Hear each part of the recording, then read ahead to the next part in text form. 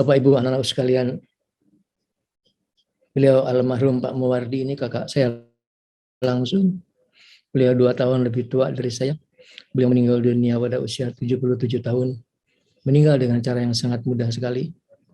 Hari Sabtu terdeteksi COVID, dijemput ambulans, dibawa ke rumah sakit RSUD, hari Minggu meninggal dunia. Beliau mati syahid, beliau syuhada.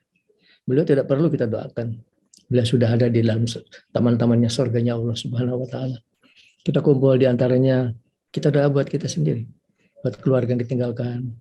Kita merenung, saya akan jelaskan apa yang terjadi pada kita kalau kita besok juga akan mati. Jadi Bapak Ibu sekalian, kita akan membahas di antaranya apa yang terjadi ketika malaikat Israel mencabut nyawa kita. Ketika kita masuk ke dalam kubur, ketika sudah berada di dalam kubur, sudah begitu banyak keluarga kita yang sudah berada di dalam kubur, bapak-bapak kita, nenek-nenek kita, apa yang terjadi pada mereka? Kita akan bahas apa yang kita lakukan untuk bisa menolong mereka. Kemudian kita bahas apa yang kita harus persiapkan, di mana kita pun juga akan menghadapi kematian. Kalau umur sudah seperti saya, sudah 75 tahun, apalagi sudah harus lebih siap-siap. Siap-siap barangkali setiap waktu yang kita lalui adalah hari-hari terakhir kita. Nah Bapak Ibu sekalian, kita akan mulai pil barokah. Saya sudah sering menceritakan kisah ini. Kalau saya ceritakan adalah kita pil barokah, kita ambil berkahnya. Untuk mudah-mudahan menambah kecintaan kita kepada Rasulullah. Ini adalah kisah Nabi ketika beliau menjelang meninggal dunia. Beberapa hari sebelum beliau meninggal dunia, beliau memerintahkan Bilal azan, mengumpulkan seluruh sahabat-sahabat beliau, muslimin muslimat di masjid. Kemudian dengan tertatih-tatih beliau keluar dari kamar. Beliau lakukan khutbah yang sangat panjang sekali. Di antaranya adalah pesan ketakwaan kepada Allah Subhanahu wa taala, pesan agar setiap suami memperlakukan keluarganya dengan baik. Tapi yang paling mengharukan adalah di ujung khutbah beliau berkata, barang siapa dari kalian pernah sakiti, pernah saya zalimi, hendaknya berdiri untuk melakukan pembalasan. Sekali beliau berkata, tidak ada yang berdiri. 2 kali beliau berkata, tidak ada yang berdiri. Ketiga kali beliau berkata, berdiri sahabat Ukasyah. Kata Nabi, kamu kenapa Ukasyah? Kata Ukasyah, ya Nabi, panjenengan pernah mencambuk saya. Kata Nabi, kapan saya cambuk kamu? Itu loh Nabi, waktu perang Badar, panjenengan naik ke atas onta, ujung cambuk panjenengan kena punggung saya. Barangkali nggak sengaja. Tentu saja saya nggak sengaja, Ukasyah, bahkan saya nggak tahu cambuk saya kena kamu. Tapi Nabi memperintahkan Ali, ambil cambuk saya. Ali pun kemudian pulang ke rumah, minta cambuk dari Ibu Fatimah. Kata Ibu Fatimah, untuk apa nih cambuk? Kata Ali, Rasul akan melakukan kisos. Kata Ibu Fatimah, siapa yang tega? Nabi lagi sakit. Tapi dicambuk tetap diberikan oleh Ali, kemudian diberikan kepada Rasulullah. Kemudian oleh Rasulullah diberikan kepada Ukasyah. Di bagian mana cambuk saya kena kamu, Ukasyah? Di bagian punggung ya Rasulullah. Beliau pun kemudian membungkuk, siap untuk dicambuk. Kata Ukasyah, tapi Nabi, saya kena punggung saya posisinya terbuka. Nabi pun kemudian membuka baju atas beliau, sehingga punggung beliau putih. Di waktu itulah sahabat Abu Bakar berdiri sambil menangis, ya Ukasyah, Nabi sedang sakit, jangan dicambuk, cambuk saya aja, di mana aja boleh. Kata Nabi, Abu Bakar duduk, ini urusan saya dan Ukasyah. Umar berdiri, Umar itu sahabat Nabi yang keras. Di waktu itu dia berbicara dengan memelas. Ya Ukasyah, Nabi itu sedang sakit, kamu cambuk saya aja, di mana aja boleh, berapa kali aja boleh. Kata Nabi, Umar duduk, Utsman berdiri, Utsman duduk, Ali berdiri sambil menangis. Kata Nabi, Ali duduk, saya tahu hati kamu, tapi ini urusan saya dan Ukasyah. Selesaikan urusan di dunia, jangan di akhirat. Di akhirat urusannya akan susah, kata Rasulullah. Beliau pun kemudian sudah memasang punggungnya untuk dicambuk. Semua sahabat menangis. Semua menangis. Mereka membayangkan Nabi akan dicambuk. Kemudian Ukasyah menghampiri Rasulullah. Beliau mencium punggung Nabi sambil berkata, Rasulullah, mencambuk. Supaya cuma ingin mencium punggung panjenengan. Mudah-mudahan punggung ini akan jadi tameng dari api neraka jahanam. Kata Nabi, siapa mau melihat ahli surga? Lihatlah Ukasyah. Inilah kisah yang memilukan. Kisah sebuah pelajaran bagi kita. Pelajaran sangat bagus sekali. Nabi berpesan kepada kita, selesaikan urusan di dunia. Jangan di akhirat. Jangan mati bawa hutang. Karena Nabi itu menyolatkan orang yang punya hutang. Terhalang orang masuk ke surga, kata Rasulullah, karena hutangnya. Padahal kalau nggak punya hutang sudah masuk surga. Jadi jangan sepele masalah-masalah seperti itu. Selesaikan semua urusan di dunia. Itulah message dari kisah kita tadi. Nah, Bapak Ibu, anak-anakku sekalian, apa yang terjadi kalau kita kemudian akan meninggal dunia? Yang pertama kali datang adalah malaikat Israil. Dan beliau datang kepada kita dengan sikap berbeda. Ada orang beliau datang tuh memberi salam beliau. Assalamualaikum, saya Israel, permisi mau cabut nyawa. Jangan takut, tempat kamu bagus. Lihat tempat kamu bagus di surga. Dia melihat surga, dia senang. Waktu dia waktu meninggal kita lihat wajahnya bagus sekali, wajah orang sedang tersenyum gitu. Karena diperlihatkan surga. Tapi ada orang-orang yang boro-boro disalam, dicabut, dibubut dari kaki, ditariknya. Waktu meninggal kita lihat matanya melotot gitu. Kemudian setelah dicabut nyawanya, kita akan melihat ruh kita, melihat jenazah, kita akan melihat kita dimandikan, dikafankan, kemudian disolatkan. Setelah disolatkan, kemudian dibawa ke kubur. Kalau roh yang suci, dia ingin segera dikubur. Kuburkan, saya segera kuburkan. Kalau yang tidak suci, kalau mereka yang banyak dosanya, mereka takut. Mau dibawa kemana saya? Mau dibawa kemana saya? Begitu masuk ke dalam kubur, sudah datang malaikat munkar nakir minta tanggung jawab. Man rabbuka, man nabiyika? Siapa Tuhan kamu? Siapa nabi kamu? Inilah ketika seorang sudah masuk ke dalam kubur, inilah kebanyakan mereka akan meminta kepada Allah untuk boleh dihidupkan kembali ke dunia.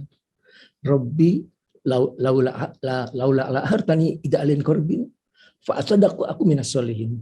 Ya Allah, andaikan Engkau berikan saya waktu sesaat aja hidup lagi ke dunia, saya ingin melakukan sedekah. Ini ayat ini juga harus diperhitungkan, dipikirkan dengan baik, direnungi dengan baik. Yang dia minta itu adalah melakukan sedekah, bukan melakukan haji. Hidupkan saya ke dunia supaya saya bisa. Iya. Dia nggak minta juga salat, nggak minta juga puasa. Karena apa? Haji cuma buat kita sendiri. Yang menarik manfaat ibadah haji cuma kita sendiri. Salat pun cuma kita sendiri menarik manfaat. Itu pun puasa, cuma kita sendiri menarik manfaat. Cuma sedekah zakat itulah yang ada orang-orang lain yang menikmati ibadah kita, yakni orang-orang yang duafa. Jadi inilah sedekah itu salah satu itu pokoknya, di antara pokok-pokoknya ibadah adalah sedekah. Siapapun orang yang dia pasti merasakan pasti pindah jahanam meskipun dia sholat, meskipun karena dia tidak bersyukur kepada Allah atas nikmat harta yang Allah berikan kepada dia. Hati-hati, selagi kita masih hidup di dunia, kita renung, kita ulas kembali cerita tentang seorang perempuan nakal yang turun ke sumur minum. Waktu naik ke atas, dia melihat seekor anjing menjulurkan lidahnya kehausan. Si perempuan pikir kesian, si anjing nggak bisa turun ke bawah. Dia turun lagi ke bawah, dia ambil lagi air di mangkuk, dikasihkan minum tuh anjing. Dan Allah mengampuni seluruh dosanya. Bayangkan, Allah mengampuni seluruh dosanya dengan sebab dia memberikan minum seekor anjing. Seekor anjing. Itulah betapa nilai sedekah itu luar biasa. Apalagi kalau sedekah itu kepada manusia. Gitu. Jadi pesan yang harus kita renungi adalah, yuk selagi kita masih hidup di dunia, kita lakukan sedekah semampu kita. Kalau kita mampu, uang kita banyak, dengan harta kita. Kalau tidak, dengan ilmu kita. Kalau tidak, dengan tenaga kita. Kalau tidak bisa, dengan sikap baik, dengan senyum, sikap yang menyenangkan. Masuk di dalam kubur itu, ada orang-orang yang masuk ke dalam kubur itu sudah dibukakan pintu surga. Mereka sudah berada di antara taman-tamannya surga. Tapi ada kebanyakan orang mereka sekarang sedang berada di jurang-jurang neraka. Mereka sedang menjerit-jerit minta dihidupkan ke dunia. Menjerit-jerit setiap malam mereka datang ke rumah di arah keluarganya, karena orang meninggal dunia itu di mana? Nabi pernah bercakap-cakap dengan mayat-mayat kafir Quraisy waktu perang Badar. Dulu kamu nggak percaya sama saya. Kamu tidak percaya kepada saya. Sekarang kamu lihat omongan saya benar kan? Omongan saya benar kan? Sahabat itu protes, ya Rasulullah. Panjenengan ngomong sama orang mati, dia dengar. Kata Nabi, dia dengar. Dia dengar seperti kamu mendengar, cuma dia tidak bisa menjawab. Dia berada dekat sekali kepada kita. Cuma dipasahkan tabir, kata Rasulullah. Dia dekat sekali kepada kita. Jadi ini bapak-bapak kita, ibu-ibu yang sudah meninggal dunia. Ini di atas kita dekat sekali. Dia senang melihat keluarganya sedang melakukan ketaatan, apalagi sedang mendoakan mereka. Mereka senang sekali. Mereka sedih kalau keluarganya sedang melakukan perbuatan-perbuatan yang durjana. Mereka sedih. Jadi orang tua itu menarik manfaat dari solehnya seorang anak. Diberikan mahkota sampai waktu dia tanya dari mana nih ya Allah, itu anak kamu soleh sekali. Kesolehan anak itu otomatis mengangkat dari orang tuanya. Jadi kalau ditanya apa yang harus dikerjakan kalau orang tua sudah meninggal, jadilah orang soleh dan soleha, karena akan memberikan manfaat langsung bagi dua orang tua kita. Kebanyakan mereka sedang menjerit-jerit di dalam kuburnya, kesian sekali. Pernah Nabi masuk ke dalam kebun onta, kebun korma, tiba-tiba onta beliau kaget ngangkat kakinya ke atas. Kata Nabi, apakah di sini ada kuburan? Ada ya Rasul, tuh ada dua kuburan tuh sebelah sana tuh. Oh, dua kuburan sedang disiksa, kata Rasulullah. Entah saya kaget mengangkat kakinya. Karena siksa ahli kubur itu, siksaan di ahli kubur. Seluruh makhluk Allah mendengar kecuali jin dan manusia. Jadi kalau ayam ditaruh di situ, dia akan gebruk-gebrukan ketakutan. Gitu. Ya, seringkali kalau para ulama bilang, kalau mau tahu ini sedang diajab atau tidak, buat aja ayam taruh di kurungan. Kalau tuh ayam ketakutan, bergerak terus, sedang diajab dalam kuburnya. Kesian sekali. Jadi, sebelum saya lupa, kalau kita lewat kuburan, biasakan kirimin Fatihah buat mereka. Fatihah untuk semua ahli kubur. Dulu dia senangnya luar biasa. Ditungguin gitu. Kapan nih orang lewat lagi katanya. Karena banyak keluarga mereka sudah lupa kepada mereka. Mereka udah nggak ada lagi ngingat, nggak ada yang doakan. Gitu. Jadi mereka ngarep-ngarep siapa yang doakan kita. Jadi begitulah kejadian terjadi kalau kita meninggal dunia. Dan kita pasti akan meninggal dunia. It's a matter of time. Cuma saat waktu menentukan kapan kita akan meninggal dunia. Nah setelah berada di dalam kubur, dalam jadwal sangat panjang sekali. Bapak-bapak, kakek-kakek kita sudah meninggal sudah puluhan tahun, sudah ratusan tahun. Itu kalau mereka sedang dalam kenikmatan, mereka dalam kenikmatan. Kalau mereka dalam kesulitan, terus dalam kesulitan, terus diajab di dalam kuburnya. Coba bayangkan apa arti hidup kita di dunia yang cuma 70, 80, 90 tahun. Dibandingkan alam kubur aja kita akan tinggal di sana sampai yaumil kiamat. Kita nggak tahu kapan kiamat. Mungkin 100, 200, 300 tahun. Kalau disiksa terus-terusan. Gitu. Coba renung baik-baik. Gitu. Supaya kita menyiapkan diri kita untuk masuk ke dalam kubur. Nah, Bapak, Ibu, anak-anakku sekalian. Itulah yang akan terjadi kepada kita. Pada semua kita nanti, pada saatnya. Nah, kemudian apa yang kita harus persiapkan? Apa yang harus kita persiapkan menghadapi hari kematian tersebut? Tadi itu jadilah orang yang saleh dan saleha. Awal kesolehan itu apa? Sholat. Karena sholatlah amal yang pertama kali diperiksa masuk ke dalam kubur, ditanya itu sholat kita. Sholat kita dan tanggung jawab sebagai suami. Itu yang ditanya dalam kubur. Kalau sholatnya bagus, amalnya akan keterima. Pak intu bila sholatuhu itu bila sayru amalihi, wa min ruddat sholatuhu ruddat sayru amalihi. Kalau sholatnya ditolak, seluruh ibadahnya sudah akan ditolak. Jadi sholatlah kita 5 waktu. Jangan pernah meninggalkan sholat dengan sengaja. Jangan pernah. Sholatlah di awal waktu. Sholatlah di awal waktu. Suatu kisah yang, kalau saya renung kisah ini kadang saya nangis. Kisah orang yang waktu meninggal dunia diiringkan 70.000 malaikat. 70.000 malaikat mengiringkan dia masuk ke dalam kubur. Tapi masuk ke dalam kubur, dia dipalu dari pola api. Jelager sampai kuburnya dipenuhi api. Dia tanya, kenapa saya dipalu? Tadi saya kan diiring-iring malaikat, kata 70.000. Kenapa saya dipalu?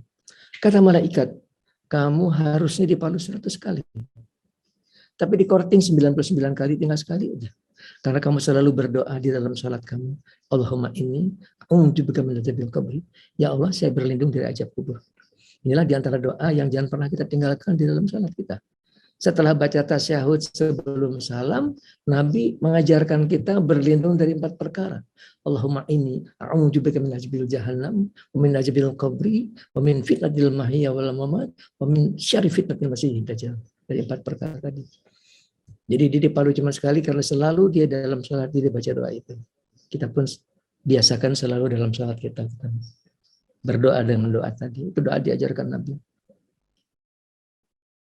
Jadi tidak mudah untuk lolos dari azab kubur. Tidak mudah. Tidak mudah.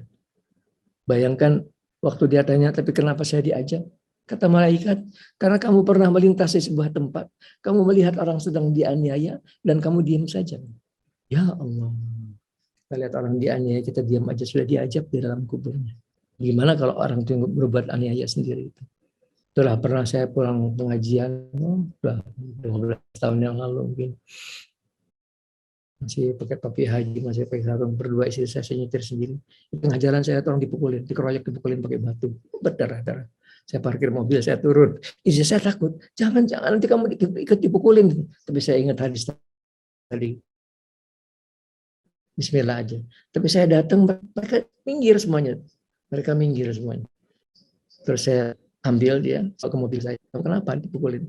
Dia juga nggak tahu kenapa dia dipukulin katanya. Cuman dia berada di sebuah tempat tidak dikenal oleh orang sekitarnya. Jadilah dia dikeroyok, dipukulin pakai batu berdarah-darah. Sebegitulah sekarang akhlak orang zaman sekarang. Sebegitulah itu. Jadi Bapak Ibu, yang kita persiapkan menghadapi hari kematian adalah sholat kita jangan pernah tinggal. Kemudian tidak cukup kita sholat, tidak cukup kita sholat. Pastikan di rumah kita tidak ada orang tidak sholat. Pastikan. Kalau di rumah kita ada pembantu kita tidak sholat, dia berdosa tidak sholat, kita berdosa karena kita mendiamkan dia tidak sholat. Kita harus berikan fasilitas, berikan sarung, berikan sejadah untuk dia sholat. Kalau dia sholat, kita kebagian pahalanya. Karena kita memfasilitasi dia sholat. Nah, di zaman sekarang itu sholat itu menjadi sesuatu yang langka. Saya khawatir sekarang di Indonesia itu orang mendirikan sholat itu sudah kurang dari separuh. Mas Wahri tahu dari mana? Saya tahu dari masjid aja. Lihat masjid itu. Isinya cuma segitu aja. Itu di luar orang seliweran aja tuh. Naik motor, naik mobil. Coba lihat KTP-nya. Orang Islam, mereka tidak merasa terpanggil untuk sholat itu. Dan saya khawatir makin ke sana, makin jauh orang dari sholat itu. Itulah kita semua, Bapak Ibu, anak-anak saya yang mendengarkan ceramah saya. Peliharalah sholat kita dan pastikan semua orang sekitar kita mereka mendirikan sholat. Di kantor kita, adik kita, keluarga kita, semua mereka mendirikan sholat. Kalau mereka tidak sholat, mereka berdosa karena tidak sholat, dan kita berdosa karena mendiamkan dia tidak sholat. Ini yang pertama kita harus pelihara. Apa kemudian kita harus jaga? Tentu seluruh ibadah yang Allah perintahkan. Kita jaga seluruh ibadah yang Allah perintahkan. Salat, zakat, puasa, haji. Kemudian tadi itu sedekah, zakat, sedekah, infak. Biasakan dalam hidup kita selalu bagi bagian dari hidup kita. Kita senang kalau ada orang lain bisa menerima uang kita. Matanya berkaca-kaca, dia bilang terima kasih Pak. Mudah-mudahan Bapak panjang umur. Kasihan sekali. Sekarang orang miskin itu sudah makin banyak sekali. Banyak di pinggir-pinggir jalan duduk-duduk di trotoar. Kalau kita kasih uang mereka senang sekali. Ya, sayangnya kita juga punya kemampuan terbatas. Sayangnya, andai kita punya kemampuan tidak terbatas, mungkin kita bisa memberikan manfaat buat lebih banyak orang. Tapi paling tidak adalah orang memberikan manfaat. Adalah sesuatu yang kita berikan kepada orang-orang yang miskin tadi.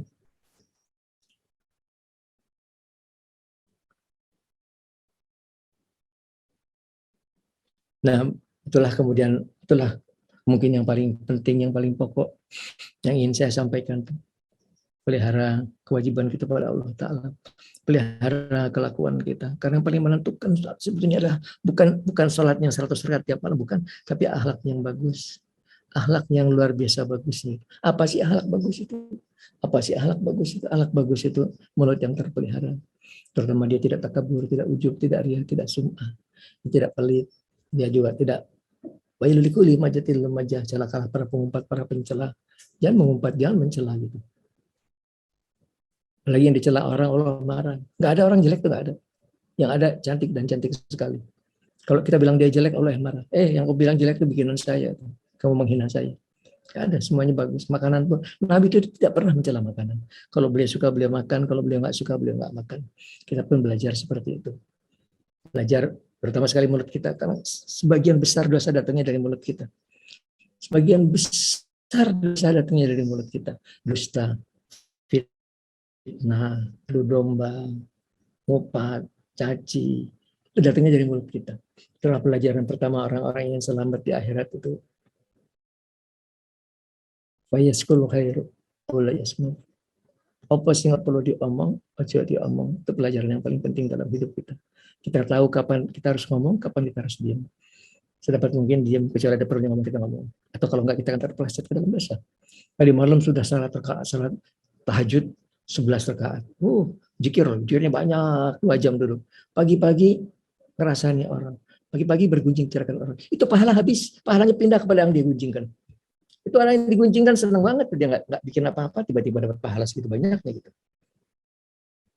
Jadi ya sayang-sayang, heman-heman kita capek-capek, bangun malam-malam, ngantuk-ngantuk, pagi-pagi bergunjing ke pahala kita sudah pindah ke orang kita gunjingkan tadi. Ingat-ingat baik-baik. Jadi kalau kita mau gunjing kita ingat, pahala saya habis gara-gara gunjing. Karena yang paling menghabiskan pahala itu diantaranya adalah gunjing. Kalau orang masih senang ngomong yang nggak ada gunanya itu saya khawatir terpeleset ke dalam gunjing. Karena sekarang gunjing itu sudah jadi apa namanya, entertainment, sudah jadi pertunjukan di televisi, sudah jadi sesuatu yang dianggap lazim. Ya itulah zaman. Itulah zaman. Hendaknya setiap orang tua mendidik anaknya dengan baik. Kata Nabi, ajarlah anak kamu dengan penuh kasih sayang. Ajarlah anak kamu dengan adil. Ajarkan ilmu dunia dan ilmu akhirat. Jadikan diri kamu contoh bagi anak-anak kamu, kata Rasulullah. Dan yang paling susah, jadikan diri kamu contoh. Jangan cuma bilang, ayo kamu sholat lah, dia nggak sholat. Ayo jangan bohong lah, dia bohong melulu. Mulai dengan ajarlah anak kamu dengan penuh kasih sayang. Supaya dia tahu sayang itu kayak apa sih. Sayang itu kayak apa sih. Kalau dari kecil dikasarin, tempeleng, dihidutin kepalanya ke meja, dia berharap anaknya sayang ke dia. Kan lagi mimpi dia. Lagi mimpi, nggak usah heran besok anaknya kemudian tiba-tiba I hate him gitu. I hate her. Begitu dia sudah punya kekuatan, dia dibilang saya benci sama dia. Jangan salahkan siapa-siapa, salahkan diri sendiri. Salahkan diri sendiri. Mulailah kita yang masih ada sekarang, kata Nabi, ajarlah anak muda dengan penuh kasih sayang. Jangan pernah main tangan. Saya sudah umur 75 tahun, saya nggak pernah mukul anak saya, nampelin anak saya nggak pernah. Ajar mereka dengan penuh kasih sayang. Mereka akan tahu sayang itu seperti apa sih. Sayang itu seperti apa gitu. Jangan sampai dia tidak merasakan kasih sayang, cuma dibentak-bentak, ditempeleng, diberikan sikap yang kasar. Kemudian kita berharap dia akan menjadi anak yang baik. Terus merasa, saya akan berbuat kebaikan bagi dia. Ya betul, kamu berbuat kebaikan, ya betul. Tapi kamu juga berbuat kejelekan yang menanamkan kebencian dalam pikiran, dalam hati anak kamu sendiri. Dan kalau kita jadi anak, ingat-ingat, nggak ada surga tanpa ridhonya ibu, tanpa ridhonya orang tua. Ingat-ingat baik-baik. Berusahalah sekuat tenaga kita untuk berbakti pada kedua orang tua kita. Saya sudah sampaikan poin-poin yang paling penting di dalam hidup kita. Nggak banyak kok, nggak banyak harus dikerjakan. Kesatulah ibadah kita pada Allah. Kedua adalah akhlak yang baik, budi pekerti yang bagus. Nah, kalau itu aja bisa dipelihara, sorga. Tempat kita sorga, kembali kita ke dalam sorga. Nggak banyak itu. Nggak usah ribet, nggak usah kayaknya banyak banget. Nggak ribet kok.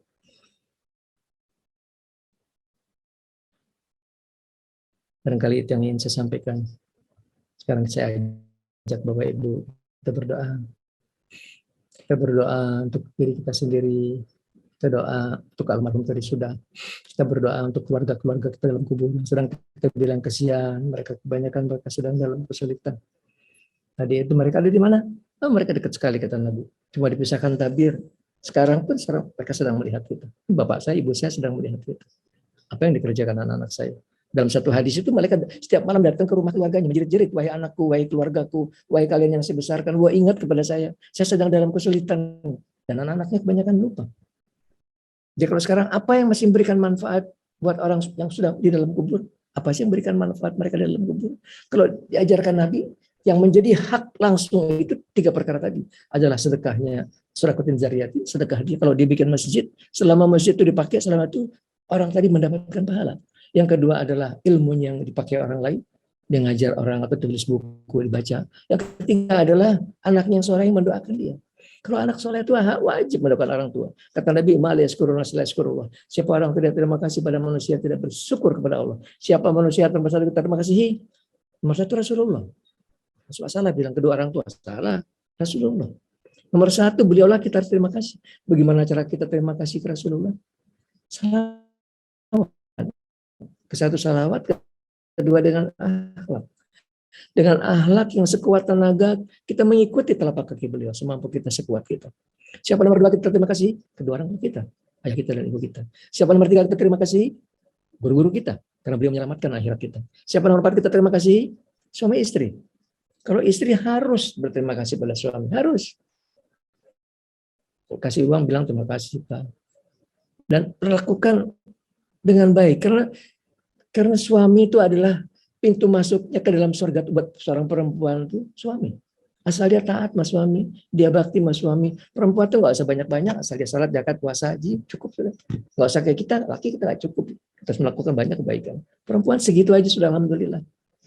Tapi zaman sekarang itu kan zaman katanya emansipasi. Nggak ada emansipasi, itu nggak ada. Nggak ada. Suamilah kepala keluarga, dia yang bertanggung jawab. Kalau istri berbuat dosa, suaminya kebagian dosanya. Kebagian dosanya. Suaminya nggak sholat, istrinya nggak sholat, suaminya kebagian dosanya karena istri nggak sholat. Kalau suami berbuat dosa, istri nggak kebagian dosa. Itu namanya suami adalah pimpinan rumah tangga, pimpinan keluarga gitu. Jadi balik tadi, yang tiga adalah sesuatu yang sudah haknya kita, tanpa kita minta pun sudah menjadi hak setiap orang.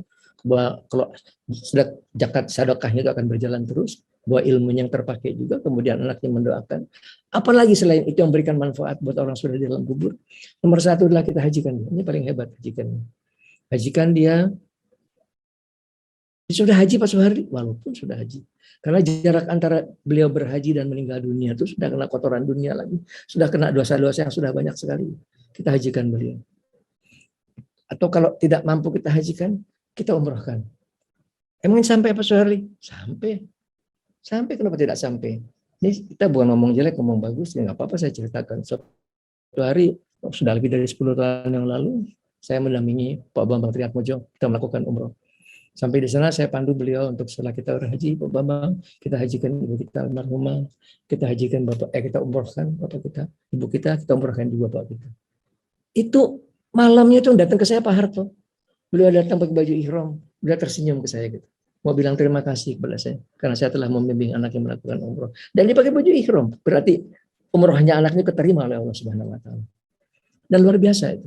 Luar biasa. Kalau nggak bisa ya Pak Suharli umrohkan mahal, saya nggak punya uang buat umroh. Salatkan, salat namanya salat hadiah. Setiap selesai salat Isya, kita salat 2 rakaat. Setelah kita baca surat Al-Fatihah, kita baca surat Al-Ikhlas 11 kali. Al-Ikhlas itu luar biasa. Dibaca 10 kali Allah membuat istana di dalam surga. Jadi paling gampang kita memberikan manfaat buat keluarga kita itu dengan surat Al-Ikhlas, Fatihah dan Al-Ikhlas. Ini kita baca di dalam sholat. Setelah Fatihah kita baca Al-Ikhlas 11 kali, kemudian kita baca surat At-Takatsur sekali, Al-Hakumut Takatsur, Hatta Yurtumul Makabir. Kemudian satu lagi kita baca ayatul kursi 1 kali. Rakaat kedua kita kerjakan seperti itu juga. Selesai salat kita bilang, ya Allah, sampaikanlah pahala salat saya ini kepada ibu saya Anu bin Anu. Kata Nabi, Allah mau 1000 cahaya ke kuburan ibu kita. 1000 cahaya ibu. Coba kerjakan setiap hari. Itu kan mudah dikerjakan. Kalau tidak dengan itu, dengan apa lagi berikan manfaat? Kita bacakan Yasin seperti tadi. Kita niatkan pahalanya buat ibu saya almarhumah. Itu panjang banget Pak Suharli ya. Yasinnya panjang banget. Sudah pakai Al-Ikhlas saja tadi. Al-Ikhlas 11 kali, 10 kali, 11 itu karena harus ganjil. Jadi kita baca 11 kali. Itu sudah dibuatkan istana buat ibu kita dalam surga. Kalau sehari makan sholat sehari, istananya banyak banget itu. Banyak banget itu. Insya Allah selamat di akhirat. Terus kita kerjakan seperti itu. Itu cara yang paling mudah yang kita memberikan manfaat. Kalau dibaca 3 kali sudah seakan-akan baca Quran. Satu Quran. Al-Ikhlas itu harganya sepertiga Al-Quran. Dibaca 3 kali sama dengan satu Quran. Itu paling mudah kita memberikan manfaat untuk keluarga kita yang sudah meninggal dunia. Hanya berikan manfaat, kesian, apalagi kalau itu orang tua kita. Kalau itu bapak kita, ibu kita, wajib menyelamatkan akhirat kita. Sampai kita yakin beliau sudah berada dalam selamat. Dari mana tahunya Pak Suharli? Dari mana tahunya? Itu bisa datang ke dalam mimpi. Kalau dalam mimpi beliau datang ke kita tersenyum, ketawa-ketawa, senang, bajunya bagus, senang-senang, dia sedang senang. Kalau datang dalam keadaan susah, seperti orang lagi sakit, di rumah sakit, dia sedang dalam kesulitan, dalam kesian sekali. Sedang menjerit-jerit, dan itu nggak putuskan, terus disiksa terus. Ya Allah, kesian sekali. Jadi keluarga kita selamatkan. Selamatkan dengan cara seperti itu kan mudah kita kerjakan. Apalagi setelah itu Pak Suharli, kita sedekah.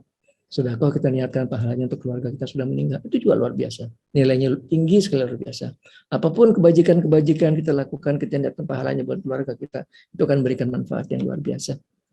Nah, selagi kita masih hidup, yuk kita jadikan diri kita memberikan manfaat buat keluarga kita yang sudah berada dalam kubur. Kalau kedua orang tua sudah wajib kita untuk menyelamatkan mereka. Yakin bahwa beliau sudah lepas dari kesulitannya.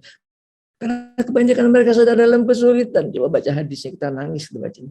Kebanyakan mereka sedang dalam kesulitan. Kita selamatkan mereka dengan cara seperti itu. Dan akan terima kasih sekali. Dan Allah pun senang kepada kita. Bagus, kamu anak yang berbakti kepada orang tua. Dan orang tua itu senang. Terima kasih punya anak seperti ini ya Allah. Terima kasih.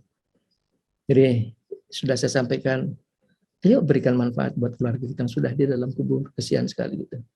Sekarang saya ajak Bapak Ibu berdoa. Kita doa. Oh, sudah jam 8:10. Kita berdoa penuh yakin Allah akan mengabulkan doa kita. Yakin Allah kabulkan doa kita. Fa idza sa'alaka ibadi anni fa inni qarib ujibu da'wata da'i da'an. Kalau mereka bertanya, katakan aku dekat. Aku mengabulkan doanya orang bersungguh-sungguh berdoa. Yuk kita sungguh-sungguh berdoa. Subhanallah walhamdulillah wa la ilaha illallah wallahu akbar. Walhamdulillah wa ta'ala bil hadra ma'alim Allah majnata ma'alim Allah min alim Allah. Allahumma shalli wa sallim wa barik ala Muhammadin wa ala alihi wa sahbihi wa ala jamil anbiya wal mursalin bi adadi kulli ma'lumin. Ilahna ya Allah, ya berkumpul bersimpuh kami di hadapan-Mu. Kami hamba-hamba-Mu selalu mengharapkan rahmat dan kasih sayang. Terimalah puja dan puji kami. Syukur terima kasih kami atas segala nikmat karunia yang telah Engkau limpahkan kepada kami. Nikmat iman, nikmat Islam, nikmat sehat, nikmat umur, dan nikmat lainnya begitu banyak yang tidak sanggup kami hitung satu persatu. Terima kasih ya Allah. Nuhun Gusti ya Allah. Walakal hamdu kulluhu, walakal syukru kulluhu, walakal mulku kulluhu, walakal khalqu kulluhu, biyadikal khair kulluhu, wa ilaika yarji'ul amru kulluhu. Limpahkan rahmat dan kasih sayang. Limpahkan rahmat, taufik, hidayah, inayah, maghfirah. Maafkan segala kesalahan kami ya Allah. Maafkan segala kekurangan kami. Ampuni segala dosa-dosa kami ya Allah. Bersihkan hati kami dari segala dosa dan penyakit hati. Bukakan mata hati kami agar kami dapat ma'rifah, agar kami dapat mencintai-Mu ya Allah. Karuniakan kami ilmu laduni. Ampuni dosa kedua orang tua kami, ayah-ayah kami, ibu-ibu kami, beliau yang sudah di dalam kubur. Lapangkan kubur mereka ya Allah. Mudahkan urusan mereka ya Allah. Lepaskan dari kesulitan di dalam kubur. Lepaskan dari siksa kubur ya Allah. Penuhi kuburnya dengan cahaya. Jadikan kuburnya taman dari taman-tamannya surga. Mereka yang masih hidup di dunia, bimbing di jalan yang Kau ridhoi. Jadikan mereka orang-orang yang husnul khatimah. Ampuni dosa semua anggota keluarga kami, baik masih hidup maupun sudah di dalam kubur. Suami-suami kami, istri-istri kami, kakak-kakak kami, adik-adik kami, anak-anak kami, ipar-ipar kami, mereka yang sudah di dalam kubur. Lapangkan kubur mereka ya Allah. Mudahkan urusan mereka ya Allah. Lepaskan dari siksa kubur. Lepaskan dari kesulitan di dalam kubur ya Allah. Penuhi kuburnya dengan cahaya. Jadikan kuburnya raudatin min riyadil jannah. Mereka masih hidup di dunia. Bimbing di jalan yang Kau ridhoi. Selamatkan dunia mereka. Selamatkan akhirat mereka. Ampuni dosa semua saudara-saudara kami muslimin dan muslimat, bil khusus bangsa setelah akhir. Ampuni mereka ya Allah. Rahmat-Mu lebih luas dari dosa mereka. Rahmat-Mu lebih luas dari maksiat mereka. Ampuni mereka ya Allah. Berikan kekuatan agar dapat melaksanakan segala perintah-Mu. Berikan kekuatan agar dapat menjauhi semua larangan-Mu. Wala haula wala quwata illa bika. Wala haula wala quwata illa bika. Wala haula wala quwata illa bika ya Allah. Ya Allah. Ilahana, Kaulah Tuhan kami. Berfirman di dalam kitab suci-Mu, ya Muhammadu mayyasya wa yusbitu wa indahumul kitab. Telah tertulis dalam kitab-Mu, kamu harus meninggal dunia di bulan ini atau di tahun ini. Hapuskanlah tulisannya ya Allah. Kalau tertulis dalam kitab-Mu, kamu harus meninggal dunia di bulan ini atau di tahun ini, hapuskanlah tulisannya ya Allah. Kalau tertulis dalam kitab-Mu, anak-anak kami, cucu-cucu kami harus meninggal dunia di bulan ini atau di tahun ini, hapuskanlah tulisannya ya Allah. Kalau tertulis dalam kitab-Mu, anak-anak kami, cucu-cucu kami harus meninggal dunia di tahun ini atau di bulan ini, hapuskanlah tulisannya ya Allah. Berikan kami tambahan umur yang banyak untuk bekal kami ibadah kepadamu sampai umur kami di atas 90 tahun, di dalam sehat, di dalam taat kepadamu, di dalam ridho-Mu. Berikan kami tambahan umur yang banyak untuk bekal kami ibadah kepadamu ya Allah, di dalam sehat, di dalam taat kepadamu, di dalam ridho-Mu. Jauhkan dari ajab sengsara dunia akhirat. Jauhkan dari segala godaan setan. Jauhkan mereka dari kami sebagaimana jauhnya mereka dari rahmat Engkau. Putuskan mereka dari kami sebagaimana putusnya mereka di rahmat Engkau. Berikan kami kekuatan iman Islam, kekuatan lahir, batin, jasmani, rohani. Berikan kami kekuatan agar dapat melaksanakan segala perintah. Berikan kami kekuatan agar dapat menjauhi semua larangan. Berikan kami kekuatan agar dapat selalu bersyukur atas segala nikmat yang Kau limpahkan. Berikan kami kekuatan agar kami dapat bersabar atas segala jalan hidup yang kami lalui. Ilahana ya Allah. Jadikan kami dan seluruh keluarga kami dari golongan orang-orang yang berbahagia dunia akhirat. Ilahana, jadikan kami dan seluruh keluarga kami, anak kami, cucu-cucu kami, cicit-cicit kami dari golongan orang-orang yang berbahagia dunia akhirat. Jadikan kami dan seluruh anak-anak, cucu-cucu, cicit-cicit orang-orang yang berbahagia dunia akhirat. Memohon kehadirat-Mu ya Allah, dengan segala kekurangan kami, dengan segala kelemahan kami, dengan segala dosa dan maksiat hati kami. Kehadirat-Mu ya Allah, Tuhan kami yang Maha Suci, Tuhan kami yang Maha Kuasa, Tuhan kami yang Maha Agung. Memohon dengan segala keagungan cahaya wajah-Mu, dengan segala kemuliaan, ketinggian, kekuasaan diri-Mu. Kabulkanlah permohonan kami ya Allah. Kabulkanlah permohonan kami ya Allah. Kabulkanlah doa kami ya Allah. Allahumma anta rabbuna la ilaha illa anta alaika tawakkalna wa anta rabbul arsyil azim. Masya Allah kana wa lam yasha lam yakun wa la hamdu wa la quwwata illa billahil aliyyil azim. Na'lamu anna Allah ala kulli syai'in qadir wa anna man tahta bi kulli syai'in ilma. Allahumma na'udzu bika karim bismikal azim bi kalimatil hikmah min syarri virus corona anta akhir min asyatiha inna rabbuna ala siratim mustaqim. Allahumma na'udzu bika karim bismikal azim bi kalimatil hikmah min syarri virus corona anta akhir min asyatiha inna rabbuna ala siratim mustaqim. Allahumma anta taksiful magrum wal masam. Allahumma liyuhjam junduka wa liyuhlafu aduka wa yanfa'u dzal jarimin kajat subhanakallah wa bihamdika. Rabbana la tuzigh qulubana ba'da idh hadaytana wa hab lana min ladunka rahmatan innaka antal wahhab.